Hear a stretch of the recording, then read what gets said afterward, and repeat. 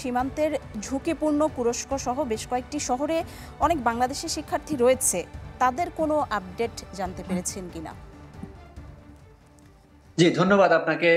যেটি আপনি বলেছেন যে সম্প্রতি ইউক্রেনের পক্ষ থেকে যে হামলাগুলো চালানো হচ্ছে সেটা মানে বেশিরভাগই সীমান্তবর্তী অঞ্চলে হচ্ছে।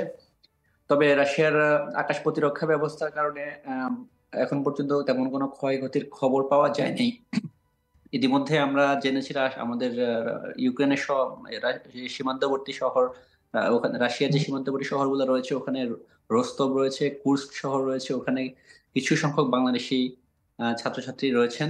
তাদের ব্যাপারে এখন পর্যন্ত কোনো ক্ষয়ক্ষতি বা কোনো কিছুর আপডেট পাওয়া যায়নি। তবে আমরা চেষ্টা করছি তাদের সাথে যোগাযোগ স্থাপন করার কোনোভাবে, এবং ইভেন বাংলাদেশ যে দূতাবাস রয়েছে মস্কোতে, সেখানেও এখন পর্যন্ত কোনো কেউ যোগাযোগ করেনি বা কোনো তথ্য পাওয়া যায়নি।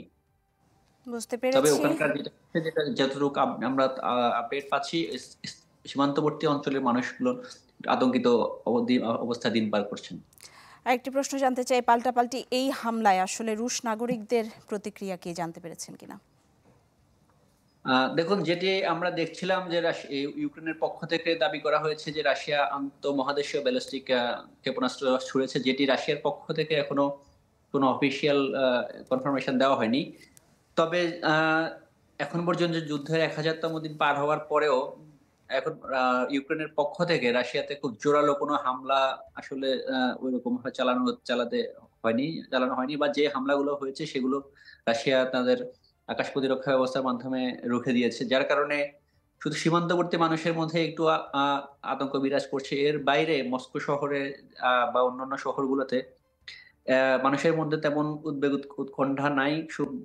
সাধারণ জীবনযাপন এবং ব্যস্ততম দিন পার করছে মস্কোবাসী। আজকে সারাদিনে মস্কোর বেশ কয়েকটি জায়গা ঘুরেছি। তো মানুষের মধ্যে উল্লেখযোগ্য কোনো উদ্বেগ উৎকণ্ঠা এখন পর্যন্ত দেখা যায়নি। তারেক মাহমুদ, অনেক ধন্যবাদ আপনাকে।